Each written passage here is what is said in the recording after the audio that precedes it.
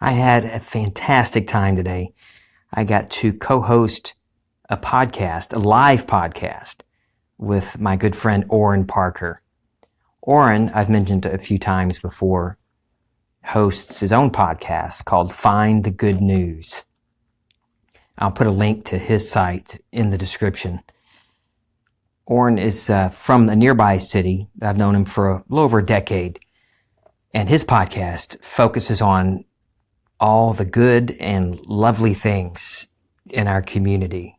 And he brings guests on that talk about it's such a wide variety of things. I'm not going to try to name them all. Each one is so different than the other, but each one is lovely in its own way. And not just because I was a guest on one of them. Episode 48, if you're so inclined to listen to it. It's a long form. It's a little longer than the ones I do. His are usually an hour and a half to 2.5 hours long. But you could always break it up, listen a few minutes a day. But I suggest tuning in, even if you're not from the community. There's some interesting stories from the guests that he brings on. And check it out. That's Find the Good News. Well, let me rephrase that. It's findthegood.news. Findthegood.news. Or you can just open up Podbean and type in Find the Good News, or your favorite, whatever app you're listening to my podcast on, you can find the Good News as well. So check him out. I love Oran and his wife, Michelle. I got to meet her today. She listens to the Feeling Twisty. Hey, Michelle. Thanks for listening. So I want to talk about my day today and imaginal acts.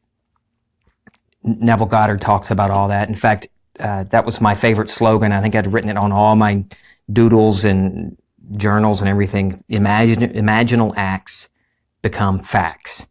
What we create in imagination becomes a hardened fact in the physical world. I don't believe what this physical world, this 3D world, I don't believe that is the only reality, that everything begins in imagination. And then we see it brought to life, projected on the screen of space. Like Mr. 2020 says, we see it show up in Echoville.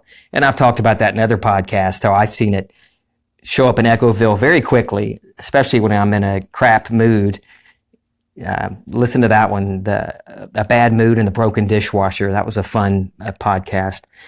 So anyway, before I left for the podcast, today's podcast, I just took a moment, just a quick little scene, imaginal scene. I talked about getting into a state akin to sleep, where your body is still, and you don't necessarily have to get into a dark room and lie down on bed or recline. You can do it as you're driving, as you're sitting at the bar. You're imagining all day long. And while you're driving, I know I've done it. We all do it. We're imagining all day long. You don't even realize that you've dropped into some imaginal scene, good or bad or indifferent, and you're dwelling on that scene in your imagination as you're going about your day. So this is not something that we can't do. Anybody can do this knowingly, because we're doing it all day long unknowingly. So I just thought, what's one little scene that implies that it's done, that this was a fun time, that we had a blast on the live podcast. And so all I did was just imagine me in my truck talking to Kim on the phone and telling her how much fun I had. In fact, in my imagination, I played through this little scene where I just said, "Hey, babe, it was a blast. It was fun today." And then she responds, "Oh, that's great. It sounded like you were having fun." And then I kind of played that scene through my mind just for a few seconds and collapsed it to a point, just a point from that scene. In this case, it was me holding the steering wheel and hearing her voice and just excited, proud that it went well, and honored that I was asked to be on the podcast. Just a moment of, oh, that was fun, that feeling. I dwelt on that for just a few seconds and felt the reality of it. It's done. And then I went about my day. I didn't worry about it again. I didn't think about, oh gosh, I hope this goes well. I hope the guests are lively. I hope I don't sound like an idiot. I didn't think about any of that. I did it. I knew it was going to show up the same way as I imagined it, because it was already done in imagination. And it did. I was driving home. I call Kim and I tell her how wonderful it went. And she's excited for me. So it went so well. It was a blast today. I'm glad Oran asked me. I know I've said that before. Another imaginal act that I want to talk about today, it has to do with today. This was about an hour before I left to go to the other city where Oran was hosting the live podcast. And I dropped lunch off at my wife's office. Gave her lunch, and she says, oh, how are you going to deal with the traffic when you're coming back from Sulphur into Lake Charles? If you're not from this area, but we have a bridge situation on the interstate. They're rebuilding or resurfacing the top of the bridge, and it's caused massive delays, especially if you're coming from Sulphur back into my hometown, into Lake Charles. I've talked to people that have sat in traffic for 2 hours, sometimes 2.5 hours, because it's that bad. And so I hadn't thought about the traffic. I hadn't thought about the timing of the day, getting out of the podcast and coming back to town in time to get my son from work and do the things I needed to get done today. Thanks, Kim, for pointing that out to me. I hadn't thought about it. And then I started thinking about it. All the way back from her office, I started thinking, oh, geez, how's this going to work? The traffic's always so bad. That's why I don't get out at that time of day. I don't go to Sulphur. What was I thinking? And then I stopped thinking that, and reminded myself the only thing that needs to be done, there is no other cause other than myself. It doesn't matter what traffic reports say, what other people say. So on the way, driving home from Kim's office to come back home before I got ready to leave to go to the podcast, I just imagined a simple scene that would imply I got home okay. I didn't need there to be no traffic. I didn't need to imagine up clear highways, no traffic at all. Wow, hunting is amazing. I got to go 90 miles an hour on I-10 because there was no traffic. All the cars were gone. No, all I wanted, my only goal, the only thing that I needed to be done was to be back in town right when my son got off of work. I needed to be here to get him from his job. And so that's all I imagined. I just imagined pulling back up into my driveway and thinking, oh, I'm going to use this in the podcast. So my imaginal act, implying that I got home in perfect time, was me deciding to use this story in the podcast today. So I knew it an hour before I even left home to go meet Oran at his office. I knew I was going to be talking about this in the podcast because I knew it was done. So here's what happened. I leave Oran's studio for Find the Good News. And oh my gosh, traffic is hellacious. It's bad all over Sulphur. That town, it's crazy. The traffic, there are a lot of refineries in a lot of industrial areas around there. And then you have the schools getting out right at the same time. And everybody's trying to get on the interstate. So I could see from the part of the road I had gotten to, that the interstate was completely at a dead stop. And so based on what reports had told me, that was going to be at least an hour and 10 minutes, I think the app said, delay in traffic. And then I thought, well, that's no good. I've got 30 minutes because Caius my son gets off at that time in 30 minutes. So I took an alternate route, still a lot of traffic, because obviously I wasn't the only one that thought about the alternate route. So get on the highway, the alternate route, and slugging through traffic. And I did have a moment where I thought, geez, I know I felt it to be real I know I imagined it done, already true. I wonder what happened. And then I reminded myself that stop thinking like that. Don't get bumped. That's silly. You know what you did. You know it's already true. You already decided to talk about this on the podcast. The only thing, what I imagined was getting home in time to get my son from work and talking to you guys. I mean, that was my goal, and my imaginal act was talking to the podcast, to you on the podcast, about this. And so I just sat, slowly moving through traffic, really not worried at all. I listened to a Neville Goddard lecture, The Law of Assumption. It's a great lecture. They're all great, but that's a really good one. Listen to it. You can pull it up on YouTube, The Law of Assumption. Anyway, listen to a few minutes of his lecture, get through traffic, get through town, through downtown, and I'm about a quarter of a mile away from my son's place of employment, and he calls and says, "Hey, you can start heading here to get me."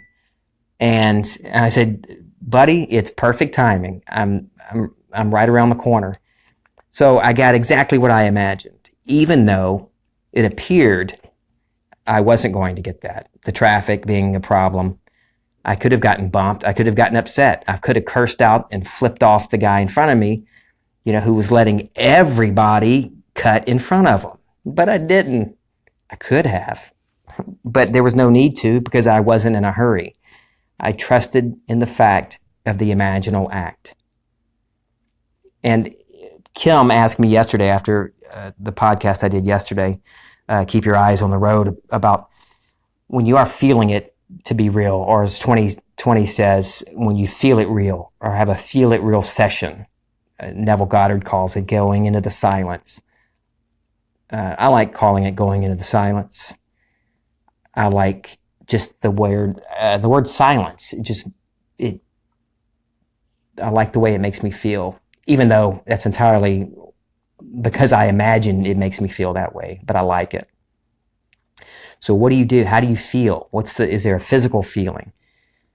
I didn't have a physical feeling, either one of those imaginal acts. When I imagined telling Kim, oh, it was great. It was a fun podcast. I didn't have any goosebumps or quivering lips or the shakes or vibrations anywhere when I imagined telling you all about the traffic story. I just felt it done, this doneness. Neville Goddard, I'm going to see if I can grab it, my Kindle, and I'm going to read you the quote. He talks about the creative act. And when we're in imagination, and he's talking about the story of Jacob in the Old Testament. Jacob, the word means supplanter, replacer. It replaces. And we're not going to get into Esau and Jacob today, but if you look at the spiritual representation, what their characters mean, Esau is hairy. He represents physical man, us, what we experience with our senses. Jacob represents our imagination. He replaces. We use our imagination to change what we don't want in our life, in our physical world, or what we want to experience. So I'm going to read you the quote. Who wrestles with the angel? Jacob. And the word Jacob, by definition, means the supplanter. You would like to transform yourself and become that which reason and your senses deny. As you wrestle with your ideal, trying to feel that you are it, this is what happens. When you actually feel that you are it, something goes out of you. You might use the words, "Who has touched me? For I perceive virtue has gone out of me." You become, for a moment, after a successful meditation, incapable of continuing in the act, as though it were a physical creative act. You are just as impotent after you have prayed successfully as you are after the physical creative act. When satisfaction is yours, you no longer hunger for it. If the hunger persists, you did not explode the idea within you. You did not actually succeed in becoming conscious of being that which you wanted to be. There was still that thirst when you came out of the deep. If I can feel that I am that which but a few seconds ago I knew I was not, but desired to be, then I am no longer hungry to be it. If you look in Genesis chapter 32, I never really knew this until I'd heard Neville point it out and then pulled out my concordance. If you're familiar with the story, if you grew up like I did with Bible stories, Jacob wrestles with the angel for a blessing, and that's when the angel changes Jacob's name to Israel, which just means he who rules as God. He blesses Jacob, and it says he touches the hollow of his thigh at the beginning of the story. And at the end of the story, after the sun rises on the new day, and Jacob is now Israel, it says that he limped, that the hollow of his thigh shrank. Well, the thigh is a euphemism for the loins, the creative parts of a person. And back then, that's how they saw everything. That was the greatest power, was creation, giving birth, creating life. So that's how they told the stories. So there are a lot of phallic representations in the Bible. But that's the creative act. We're mentally limp. We're done. And I'm not talking about quivering and shaking and screaming. You just know you're done. In the creative act, that imaginal act, that scene, you've created it and you feel the tones of reality, and then you have this knowingness, this done. The only way for you to know exactly what I'm talking about is for you to do this. Test yourself. Create a scene implying your wish is fulfilled. Even if it's something like this, like traffic, getting home in time to pick up your kid, having a great podcast. We always focus on things that we imagine are more massive than other things, like a new job, financial freedom, a healing, a happy home. Those are all wonderful things. But we only imagine things are more massive than the other. Imaginal acts, our imagination is the solution that overcomes any imagined or seeming massiveness to a problem. Regardless of the seemingly massive problem, our imagination has the solution to it. I love you guys. This is Feeling Twisty.